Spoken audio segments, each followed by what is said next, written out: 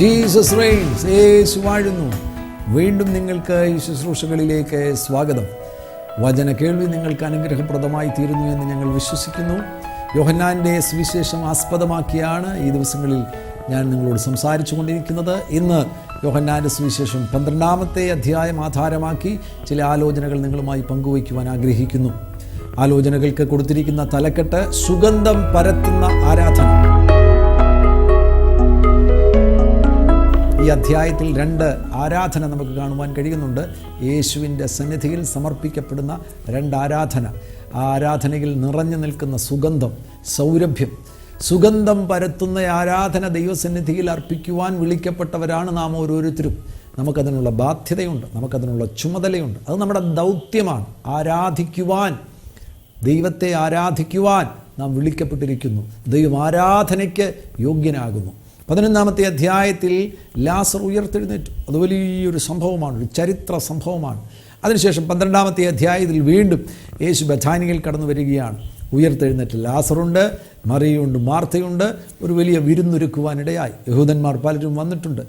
മരിച്ച് ഉയർത്തെഴുന്നേറ്റ ലാസറിനെ കാണുവാൻ തന്നെ ഇവിടെ ആളുകൾ കടന്നു വന്നിട്ടുണ്ട്. യേശുവിനെ കാണുവാൻ വേണ്ടി മാത്രമല്ല, ഉയർത്തെഴുന്നേറ്റ ലാസറിനെ കാണുവാൻ വേണ്ടി ആളുകൾ കടന്നു വന്നിരിക്കുന്നു. അത് ഈ അധ്യായത്തിൽ പരാമർശിച്ചിട്ടുണ്ട്.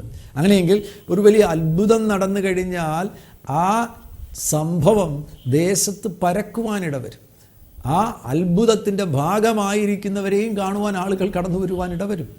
എന്തായാലും ഈ ഭവനത്തിൽ ആ വലിയ വിരുന്ന് നടക്കുമ്പോൾ, എല്ലാവരും ഒരുമിച്ചുള്ള ആ നല്ല കൂട്ടായ്മ നടക്കുമ്പോൾ, മറിയ യേശുവിൻ്റെ സന്നിധിയിൽ അർപ്പിക്കുന്നത് ചിലത് നമുക്ക് കാണാൻ കഴിയുന്നുണ്ട്. അപ്പോൾ മറിയ വിലയേറിയ സ്വച്ഛ ജഡമാംസി തൈലം ഒരു റാത്തലെടുത്ത് യേശുവിൻ്റെ കാലിൽ പൂശി, തൻ്റെ തലമുടി കൊണ്ട് കാൽ തുവർത്തി, തൈലത്തിൻ്റെ സൗരഭ്യം കൊണ്ട് വീട് നിറഞ്ഞു. അവൾ ദൈവസന്നിധിയിൽ അർപ്പിച്ചത് അതുകൊണ്ട് ആ വീട് നിറഞ്ഞു. ആരാധനയുടെ സൗരഭ്യം കൊണ്ട്, സുഗന്ധം കൊണ്ട് ആ വീട് നിറഞ്ഞു. ആ സൗരഭ്യം പരന്നു. ദൈവസന്നിധിയിൽ നിങ്ങൾ സത്യാരാധനാധരത്തിൽ നിന്ന് ഉയർത്തുകയാണ് എങ്കിൽ ആ ആരാധനയുടെ സുഗന്ധം പരക്കുന്നതാണ്, സൗരഭ്യം പരക്കുന്നതാണ്. മറ്റുള്ളവർ അറിയുവാനിടവരും. നിങ്ങളുടെ വീട് നിറയുവാനിടവരും. നിങ്ങളുടെ ദേശം ആ സൗരഭ്യം കൊണ്ട് നിറയുവാനിടവരും. ഇവിടെ ഇവൾ അർപ്പിക്കുന്ന ആ തൈലത്തിൻ്റെ പ്രത്യേകത രേഖപ്പെടുത്തിയിരിക്കുന്നത് നിങ്ങൾ ശ്രദ്ധിക്കുക. വിലയേറിയ തൈലമെന്നാണ് പറഞ്ഞിരിക്കുന്നത്. വളരെ വിലപിടിപ്പുള്ളതാണ് കർത്താവിൻ്റെ സന്നിധിയിൽ അവൾ അർപ്പിക്കുന്നത്.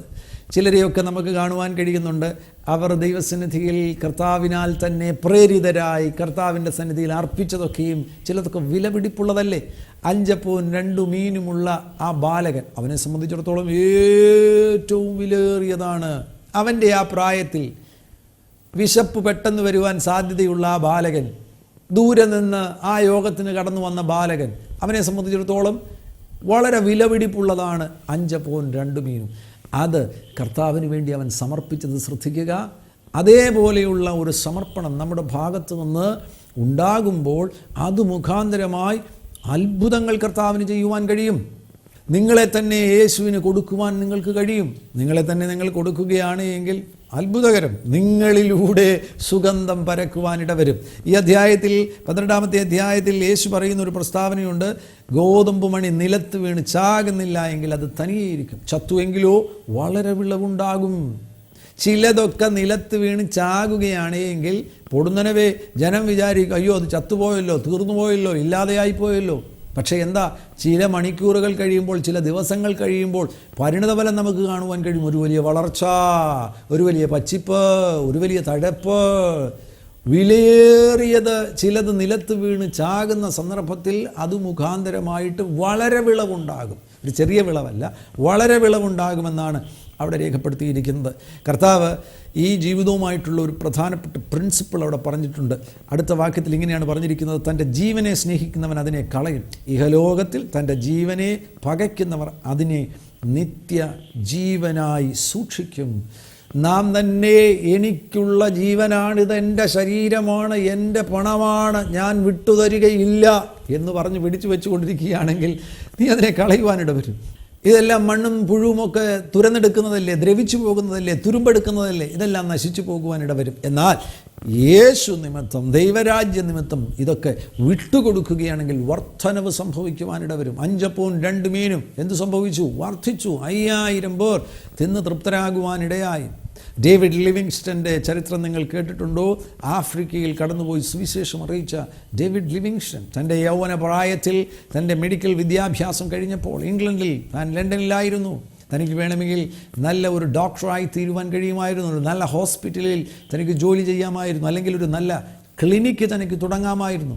തൻ്റെ കൂട്ടുകാരൊക്കെ പറഞ്ഞു, ഞങ്ങൾ അങ്ങനെ തുടങ്ങുവാൻ പോകുകയാണ്, ചില ക്ലിനിക്കുകൾ തുടങ്ങുവാൻ പോകുന്നു, ചില ഹോസ്പിറ്റലിലേക്ക് ഞങ്ങൾ പോകുകയാണ്.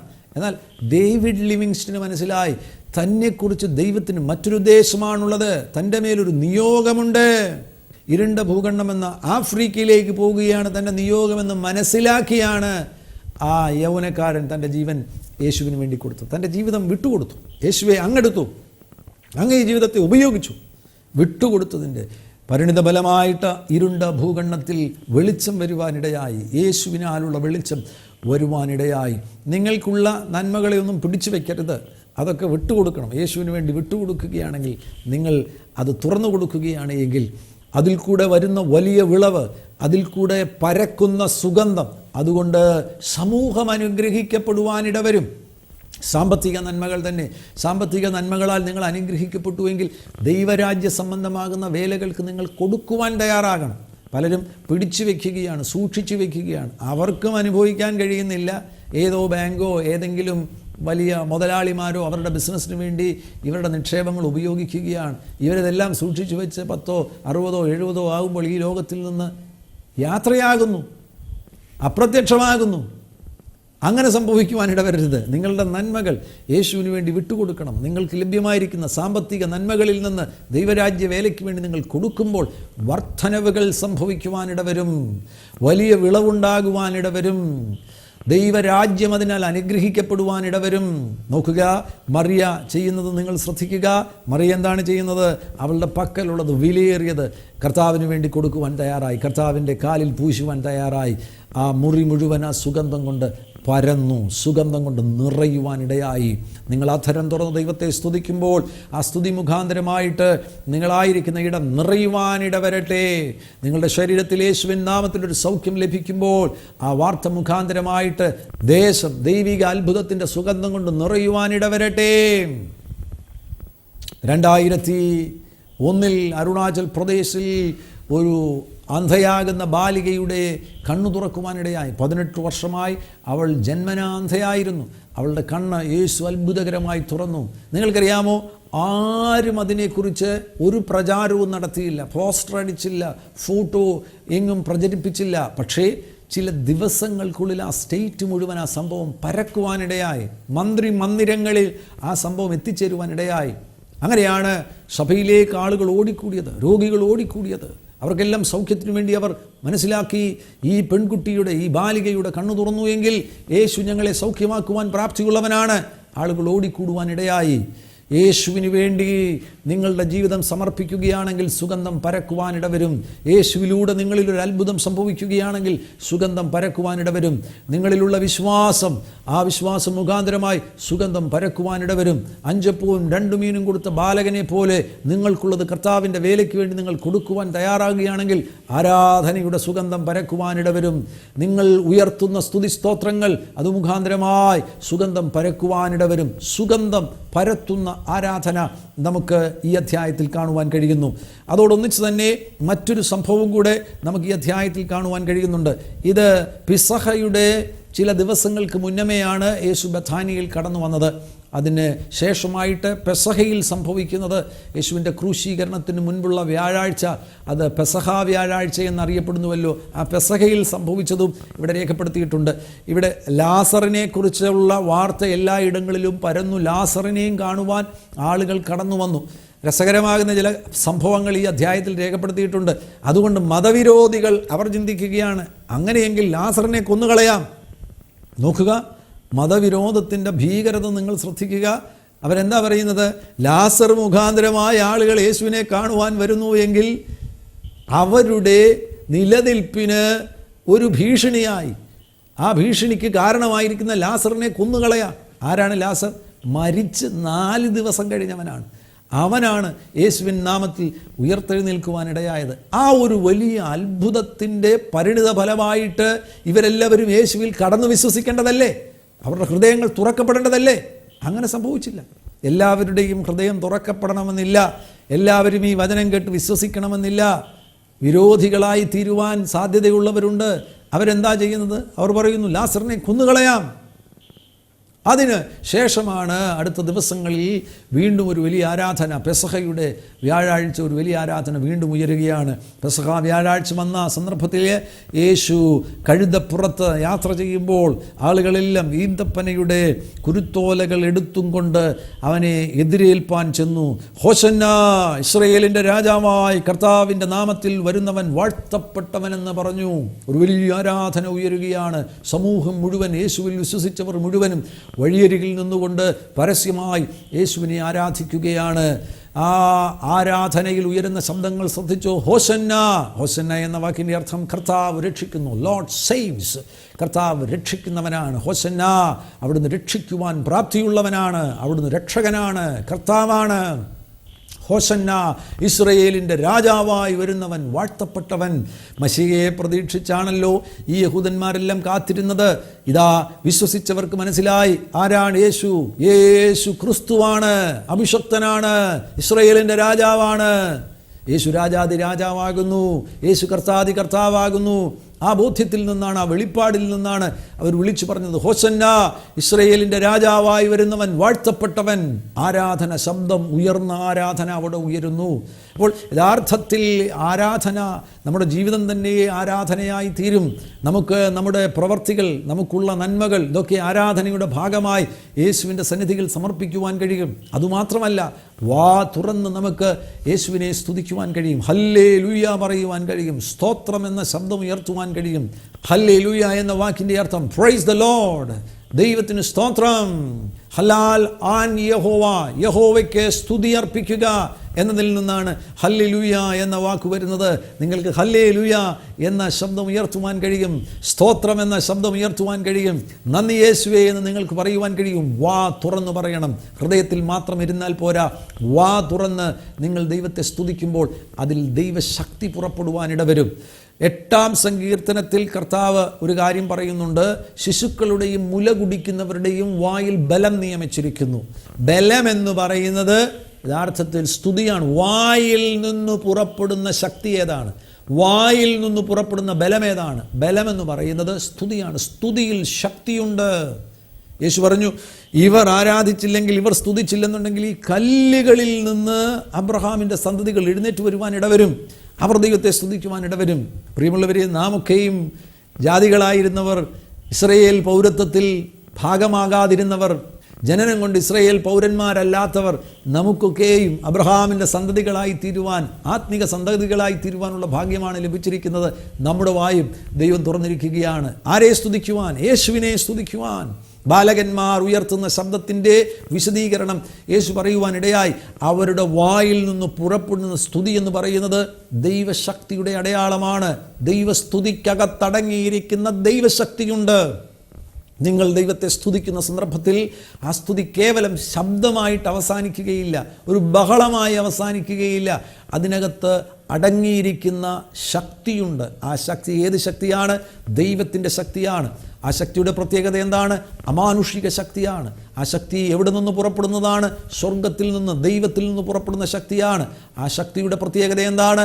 പ്രകൃതിയിലുള്ള പലതിനെയും കീഴടക്കുവാൻ പ്രാപ്തിയുള്ള ശക്തിയാണ് ആ ശക്തി. ആ ശക്തി പുറപ്പെടുവിക്കുവാൻ നിങ്ങൾ പ്രാപ്തരായിത്തീരും. വാ തുറന്ന ദൈവത്തെ നിങ്ങൾ സ്തുതിക്കുവാൻ തയ്യാറാകുമ്പോൾ. യെരിഹോ കോട്ടയുടെ മുൻപിൽ അതല്ലേ സംഭവിച്ചത്? യെരിഹോ കോട്ട എന്ന് പറയുന്ന ഒരു സാധാരണ കോട്ടയായിരുന്നില്ല, ഒരു ഭയങ്കര കോട്ടയായിരുന്നു, ഒരു വലിയ കോട്ടയായിരുന്നു. ആ കോട്ടയെ തകർക്കുവാൻ വേണ്ടി കർത്താവ് ഇസ്രായേൽ മക്കളോട് പറഞ്ഞ ഉപാധി എന്താണ്? അവർക്ക് കൊടുത്ത ആയുധം എന്താണ്? ബോംബോ വടിയോ വാളോ ഒന്നുമല്ല അവർക്ക് കൊടുത്തത്. കല്ലോ ആ നിലയിലുള്ള പ്രകൃതിയിൽ നിന്ന് ലഭ്യമാകുന്ന ഏതെങ്കിലും ആയുധങ്ങളല്ല കൊടുത്തത്. ഒരു സ്പിരിച്വൽ വെപ്പണാണ് അവർക്ക് കൊടുത്തത്, ഒരു ആത്മിക ആയുധമാണ് അവർക്ക് കൊടുത്തത്. അവരോട് പറഞ്ഞു, ആ കോട്ടയ്ക്ക് ചുറ്റും നടക്കുക, 7 ദിവസം നടക്കുക, 7-ാം ദിവസം 7 പ്രാവശ്യം നടക്കുക. 7-ാം പ്രാവശ്യം നിങ്ങൾ നടക്കുമ്പോൾ എല്ലാവരും വാ തുറന്ന് ആർപ്പിടുവീൻ. ആർപ്പിടുമ്പോൾ കോട്ട വീഴുവാനിട വരും. ദൈവത്തെ സ്തുതിക്കുമ്പോൾ, ദൈവത്തിന് വേണ്ടി ആർപ്പിടുമ്പോൾ കോട്ട എങ്ങനെയാണ് വീഴുവാനിട വരുന്നത്? അതാണ് നാച്ചുറലിലുള്ള പല കാര്യങ്ങളെയും ജയിക്കുവാൻ തക്കവണ്ണമായി സ്പിരിച്വലായിട്ടുള്ള ആയുധങ്ങൾ നമുക്ക് ഉപയോഗിക്കുവാൻ കഴിയും. ആത്മിക ആയുധങ്ങളെ നമുക്ക് ഉപയോഗിക്കുവാൻ കഴിയും. പ്രാർത്ഥന. ആളുകൾ ബുദ്ധിയുള്ളവർ അതിനെ സമീപിക്കുകയാണെങ്കിൽ അവർ പറയും, ഈ പ്രാർത്ഥിക്കുന്നത് കൊണ്ട് വല്ല പ്രയോജനവുമുണ്ടോ? മുറിക്കകത്തിരുന്ന് കൈകൂപ്പി മുഴങ്കാൽ മടക്കി പ്രാർത്ഥിക്കുന്ന വ്യക്തി, അദ്ദേഹം പറയുന്ന ആ പ്രാർത്ഥന കൊണ്ട് വല്ല പ്രയോജനമുണ്ടോ? ആത്മീക മണ്ഡലത്തിൽ അത് ഏറ്റവും ശക്തിയേറിയ ഒരു ആയുധമാണ്. എന്നാൽ നാച്ചുറലായിട്ട് ചിന്തിക്കുന്ന ഒരു മനുഷ്യനെ സംബന്ധിച്ചിടത്തോളം അത് വിഡ്ഢിത്തമാണ്. എവിടെയാണ് ഈ പ്രാർത്ഥന പോകുന്നത്? ആരാണ് ഈ പ്രാർത്ഥന കേൾക്കുന്നത്? ആ മുറിക്കകത്ത് വേറെ ആരുമില്ലല്ലോ. കണ്ണുകൊണ്ട് നിനക്ക് കാണുവാൻ കഴിയുന്നില്ലെങ്കിലും നിന്റെ പ്രാർത്ഥന സ്വീകരിക്കുവാൻ തയ്യാറായിരിക്കുന്ന കർത്താവുണ്ട്. അതേപോലെ തന്നെയാണ് ശബ്ദമുയർത്തിയുള്ള ദൈവസ്തുതികൾ. ശബ്ദമുയർത്തി നിങ്ങൾ ദൈവത്തെ സ്തുതിക്കുമ്പോൾ ആളുകൾക്ക് കേവലം അതൊരു ബഹളം മാത്രമാണ്. എന്നാൽ ആത്മമണ്ഡലത്തിൽ അത് ദൈവശക്തിയാണ്. കോട്ടകളെ തകർക്കുവാൻ ദൈവസന്നിധിയിൽ ശക്തിയേറിയ ആയുധമായി തീരുകയാണ് ദൈവസ്തുതികൾ. അധരത്തിൽ നിന്ന് പുറപ്പെടുന്ന ആ സ്തുതിയാണ്, ആർപ്പാണ് യെരിഹോ കോട്ടയെ തകർത്തത്. യെരിഹോ കോട്ടയെ തകർക്കുവാൻ സ്തുതിക്ക് പ്രാപ്തിയുണ്ടെങ്കിൽ നിങ്ങളുടെ മുൻപിൽ നിൽക്കുന്ന പല കോട്ടകളെയും തകർക്കുവാൻ, രോഗക്കോട്ടയെ തകർക്കുവാൻ, പരാജയക്കോട്ടയെ തകർക്കുവാൻ, കടക്കോട്ടയെ തകർക്കുവാൻ ഒക്കെ പ്രാപ്തിയുള്ളതാണ് ദൈവസ്തുതി എന്ന് പറയുന്നത്. നിരാശപ്പെടരുത്. പകരം നിങ്ങൾ ദൈവത്തെ സ്തുതിക്കുവാൻ തയ്യാറാകണം. നിരാശയിൽ പോകുന്നവർ നിരാശ മുഖാന്തരമായി ഇരുട്ടിനെയാണ് സ്വാഗതം ചെയ്യുന്നത്.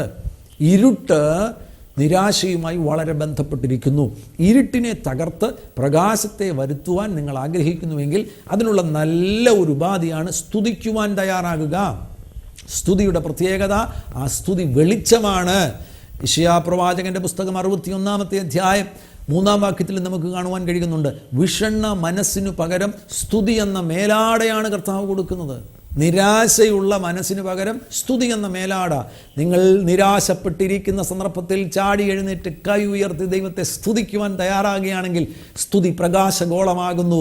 ആ പ്രകാശഗോളം ഇരുട്ടിനെ തകർക്കുവാൻ പ്രാപ്തിയുള്ളതാണ്. സ്തുതിക്കുവാൻ തയ്യാറാകുക. പൗലോസും ശീലസും അപ്പോസ്തല പ്രവൃത്തി 16-ാമത്തെ അധ്യായത്തിൽ അവർ ആയിരുന്ന ജയിലിൻ്റെ ഉള്ളിൽ അവർ ഇരുന്ന് ദൈവത്തെ സ്തുതിക്കുന്നത് നമുക്ക് കാണുവാൻ കഴിയുന്നുണ്ട്. അതൊരു പ്രിൻസിപ്പിളാണ്. നമുക്ക് എഫേസ്യ ലേഖനത്തിൽ 3-ാമത്തെ അധ്യായത്തിൽ കാണുവാൻ കഴിയുന്ന 19-ാമത്തെ വാക്യത്തിൽ ഇങ്ങനെ കാണുവാൻ കഴിയുന്നുണ്ട്. എന്നാൽ നാം ചോദിക്കുന്നതിലും നനയ്ക്കുന്നതിലും അത്യന്തം പരമായി ചെയ്യുവാൻ നമ്മിൽ വ്യാപരിക്കുന്ന ശക്തിയാൽ കഴിയുന്നവന്. അവിടെ നോക്കുക, ചോദിക്കുന്നതിലും നിങ്ങൾ ചോദിക്കുന്നതിലും നനയ്ക്കുന്നതിലും അത്യന്തം പരമായി ചെയ്യുവാൻ. കർത്താവ് എന്തെങ്കിലും ചെയ്യുകയാണെങ്കിൽ ദൈവത്തിൻ്റെ സ്റ്റാൻഡേർഡ് അനുസരിച്ചാണ് കർത്താവ് പ്രവർത്തിക്കുവാനിട വരുന്നത്, ചെയ്യുവാനിട വരുന്നത്. നിങ്ങളുടെ പ്രാർത്ഥനയുടെ മറുപടി തന്നെ കർത്താവിൻ്റെ സ്റ്റാൻഡേർഡ് അനുസരിച്ചാണ് നിങ്ങൾക്ക് മറുപടി നൽകി തരുവാൻ പോകുന്നത്. ചോദിക്കുന്നതിലും നനയ്ക്കുന്നതിലും അത്യന്തം പരമായി ചെയ്യുവാൻ. എവിടെയാണ്? നമ്മിൽ വ്യാപരിക്കുന്ന ശക്തിയാൽ കഴിയുന്നവന്. നമ്മിൽ ആരുണ്ട്? നിങ്ങൾ യേശുവിൽ വിശ്വസിച്ചൊരു വ്യക്തിയാണെങ്കിൽ പരിശുദ്ധാത്മാവ് നിങ്ങളിലുണ്ട്. അതിനാൽ നിങ്ങളുടെ അത്ഭുതം സ്വർഗത്തിൽ നിന്ന് ഇറങ്ങി വരേണ്ട കാര്യമില്ല. നിങ്ങളിൽ തന്നെയുള്ള പരിശുദ്ധാത്മാവിനാൽ അത്ഭുതം സംഭവിക്കുവാനിട വരും. ചോദിക്കുന്നതിലും നനയ്ക്കുന്നതിലും അത്യന്തം പരമായി ചെയ്യുവാൻ നമ്മിൽ വ്യാപരിക്കുന്ന ശക്തിയാൽ കഴിയുന്നവന്. നമ്മിൽ ഉള്ള ആ ശക്തിയെ പുറപ്പെടുവിക്കുവാനുള്ള നല്ല ഉപാധിയാണ് സ്തുതിക്കുക. പൗലോസും ശീലസും അതാണ് ചെയ്യുന്നത്. ഫിലിപ്പിയ എന്ന് പറയുന്നത്, ആ കാലയളവിൽ ഫിലിപ്പിയിൽ വിശ്വസിക്കുന്ന ആരുമില്ല. അവർ അന്ത്യോക്യയിൽ നിന്ന് അയക്കപ്പെട്ടവരാണ്. അന്ത്യോക്യയിലായിരുന്നു പൗലോസും ശീലാസുമായിരുന്ന മാതൃസഭ എന്ന് പറയുന്നത്. ആ മാതൃസഭയിൽ നിന്ന് പ്രാർത്ഥിച്ച് അയക്കപ്പെട്ടവരാണ് പൗലോസും ശീലസും. ഇവർ ഫിലിപ്പിയിലായിരിക്കുന്നു. ഇന്നത്തെ ആധുനികമാകുന്ന ഉപകരണങ്ങളൊന്നുമില്ല, ഫോണില്ല, ഇമെയിലില്ല. എങ്ങനെയാണ് അന്ത്യോക്യയിലുള്ളവരെ അറിയിക്കുവാൻ കഴിയുന്നത്? ആരും പ്രാർത്ഥിക്കുവാനില്ല, ആരും കൂടെ ആരാധിക്കുവാനില്ല, അവരെ സഹായിക്കുവാൻ ഒരു വിശ്വാസി പോലും ഫിലിപ്പിയിലില്ല. വിദൂര നഗരമാകുന്ന ഫിലിപ്പിയിൽ അവർ ജയിലിൻ്റെ ഉള്ളിൽ ചങ്ങലകളിൽ കിടക്കുമ്പോൾ, അടഞ്ഞ ജയില്, ഇരുട്ടുള്ള ജയില്, അതിൻ്റെ നടുവിൽ എന്തെങ്കിലും അത്ഭുതം നടക്കാൻ എന്തെങ്കിലും സാധ്യതയുണ്ടോ? ഒരു സാധ്യതയും മാനുഷികമായി ഇല്ല. എന്നാൽ അവർക്കറിയാം, അവർ വാ തുറന്ന് ദൈവത്തെ സ്തുതിക്കുവാൻ തയ്യാറാകുകയാണ് എങ്കിൽ ഒരത്ഭുതവും സംഭവിക്കുവാൻ സാധ്യതയില്ലാത്ത ഇടത്ത് മഹാ അത്ഭുതങ്ങൾ സംഭവിക്കും. നിങ്ങൾക്കറിയാമോ, അന്ന് ആ ജയിലിനെ തകർത്തത് ദൈവം അവിടെ ഇറങ്ങി വന്ന് അത്ഭുതം ചെയ്തു എന്ന് നാം വിശ്വസിക്കുന്നു. നമുക്കറിയാം കർത്താവാണ് അവിടെ അത്ഭുതം ചെയ്തത്. പക്ഷേ അതിന് കാരണമായത് എന്താണ്? പൗലോസും ശീലാസും അവർ വാ തുറന്ന് ദൈവത്തെ സ്തുതിക്കുവാൻ തയ്യാറായി. അങ്ങനെയെങ്കിൽ നമുക്ക് പറയാൻ കഴിയും, ജയിലിൻ്റെ അടിസ്ഥാനത്തെ കുലുക്കിയത് ആരാണ്? ആത്മീക അർത്ഥത്തിൽ പൗലോസും ശീലാസുമാണ് കുലുക്കിയത്. ആരാണ് ചങ്ങലകളെ പൊളിച്ചത്? പൗലോസും ശീലാസും അവർ ഉപയോഗിച്ച ആത്മിക ആയുധങ്ങളാണ് ആ ചങ്ങലകളെ പൊളിച്ചത്. അവരുടെ കൈകൾ സ്വതന്ത്രമായി, കാലുകൾ സ്വതന്ത്രമായി. ഇതിൽ അടങ്ങിയിരിക്കുന്ന ഒരു പ്രധാനപ്പെട്ട തത്വമുണ്ട്. നിരാശപ്പെടുകയും പദം പറയുകയും പരാതി പറയുകയും ചെയ്യുകയാണെങ്കിൽ, അന്യോന്യം ആരോപണം ഉന്നയിക്കുകയും ചെയ്യുകയാണെങ്കിൽ ഒന്നും നടക്കത്തില്ല. ചങ്ങല അവിടെ തന്നെ ചങ്ങലയായി തുടരുവാനിട വരും. അടഞ്ഞ വാതിലായി തന്നെ തുടരുവാനിട വരും. നിങ്ങളുടെ കാലുകൾ സ്വതന്ത്രമാകുകയില്ല, അധരം സ്വതന്ത്രമാകുകയില്ല. കൂടുതൽ മുറിവുകൾ വരുവാൻ മാത്രമേ അത് ഉതകത്തുള്ളൂ. പകരമായിട്ട് നല്ല സമീപനം, ദൈവത്തെ സ്തുതിക്കുവാൻ തയ്യാറാകുകയാണ് എങ്കിൽ അവിടെ സംഭവിക്കുന്നത് എന്താണ്? ഒരിക്കലും പൊട്ടാത്ത ചങ്ങല പൊട്ടും, ഒരിക്കലും തുറക്കാത്ത വാതിൽ തുറക്കപ്പെടും, ഒരിക്കലും ഉണങ്ങാത്ത മുറിവുകൾ ഉണങ്ങുവാനിട വരും. പല കുടുംബങ്ങളിലും അവരുടെ ജീവിതത്തിൽ പ്രതിസന്ധികൾ വരുമ്പോൾ ഭാര്യയും ഭർത്താവും തമ്മിൽ വഴക്കുണ്ടാകും. അവർ തമ്മിൽ പരാതി പറയും, ആരോപണം ഉന്നയിക്കും. അതല്ല അവരപ്പോൾ ചെയ്യേണ്ടത്. അവർ യോജിച്ച് നിൽക്കേണ്ട ഒരു സന്ദർഭമാണ്. അവർ യോജിച്ച് നിന്ന് പ്രാർത്ഥിക്കുകയും ഒരുമിച്ച് ആരാധിക്കുകയും ചെയ്യുകയാണെങ്കിൽ ദൈവത്തിന് അസാധ്യമായി എന്തെങ്കിലുമുണ്ടോ? ദൈവത്തിന് അസാധ്യമായിട്ടൊന്നുമില്ല. നിങ്ങളിപ്പോൾ കരുതുമായിരിക്കും നിങ്ങളുടെ സാമ്പത്തിക പ്രശ്നം എങ്ങനെ പരിഹരിക്കപ്പെടും? ആ സാമ്പത്തിക പ്രശ്നം പരിഹരിക്കുവാൻ ഒരു വഴിയുമില്ലെന്നാണ് നിങ്ങൾ കരുതുന്നത്. എന്നാൽ ഞാൻ വിനയപരിസരം ഓർപ്പിക്കട്ടെ, ശരിയായ മനോഭാവത്തോടുകൂടെ നിങ്ങൾ പ്രാർത്ഥിക്കുവാൻ, ദൈവത്തെ സ്തുതിക്കുവാൻ, സുഗന്ധം പരത്തുന്ന ആരാധന പുറപ്പെടുവിക്കുവാൻ നിങ്ങൾ തയ്യാറാകുകയാണ് എങ്കിൽ ആ സാമ്പത്തിക പ്രതിസന്ധിയിൽ നിന്ന് നിങ്ങൾ പുറത്തു വന്നിരിക്കും. ദൈവത്തിന് അസാധ്യമായി ഒന്നുമില്ല. കർത്താവിന് പ്രവർത്തിക്കുവാൻ കഴിയും. കർത്താവിന് പ്രവർത്തിക്കുവാൻ നിങ്ങളൊരു അവസരം കൊടുത്താൽ മതി. ഒരിക്കലും തുറക്കപ്പെടാത്ത വാതിലുകൾ നിങ്ങൾക്ക് വേണ്ടി തുറക്കപ്പെട്ടിരിക്കും. വിദ്യാഭ്യാസം, അതിനെ ചൊല്ലി വേവലാതിപ്പെടുന്ന ചില വിദ്യാർത്ഥികളുണ്ട്. അവരുടെ മാർക്കിനെ ചൊല്ലി, അവരുടെ പരാജയത്തെ ചൊല്ലി എങ്ങനെ പരിഹരിക്കപ്പെടും, എങ്ങനെ വിജയം പ്രാപിക്കും എന്നതിനെ ചൊല്ലി വേവലാതിപ്പെടുന്നവരുണ്ട്. അങ്ങനെ ചിലർ ഈ ശബ്ദം കേൾക്കുന്നു എന്ന് ഞാൻ വിശ്വസിക്കുകയാണ്. അവരോട് ദൈവത്തിൻ്റെ ആത്മാവ് പറയുന്നു, നിന്റെ വിദ്യാഭ്യാസത്തിൽ ദൈവത്തിനൊരു അത്ഭുതം ചെയ്യുവാൻ കഴിയും. നീ പരാജയപ്പെട്ട അതേ കോഴ്സിൽ തന്നെ കർത്താവിന് നിനക്കൊരു വിജയം നൽകി തരുവാൻ കഴിയും. നീ പരാതി പറയുന്നതും ആരോപണം ഉന്നയിക്കുന്നതും അവസാനിപ്പിച്ചതിന് ശേഷമായിട്ട് സുഗന്ധം പരത്തുന്ന ആരാധന പുറപ്പെടുവിക്കുവാൻ തയ്യാറെടുക്കുക. നീ അങ്ങനെ തയ്യാറെടുക്കുകയാണെങ്കിൽ അത്ഭുതം സംഭവിക്കുവാനിടവരും. ഒരിക്കലും ജയം ലഭിക്കുകയില്ലെന്ന് കരുതുന്ന ആ മേഖലയിൽ തന്നെ നിനക്കൊരു അത്ഭുത വിജയം ലഭിക്കുവാൻ പോകുകയാണ്. യേശുവിൻ്റെ സന്നിധിയിൽ വന്ന ഈ പ്രിയപ്പെട്ടവർ ആ പെസഹ വ്യാഴാഴ്ചയിൽ അവർ ഒരുമിച്ച് കർത്താവിൻ്റെ നാമത്തെ ഉയർത്തുകയാണ്, ഒരുമിച്ച് ആരാധിക്കുകയാണ്, ആരാധന ഉയരുകയാണ്. അതേപോലെയുള്ളൊരു ആരാധന നിങ്ങളുടെ ഭവനത്തിൽ ഉയർത്തുവാൻ നിങ്ങൾ തയ്യാറുണ്ടോ?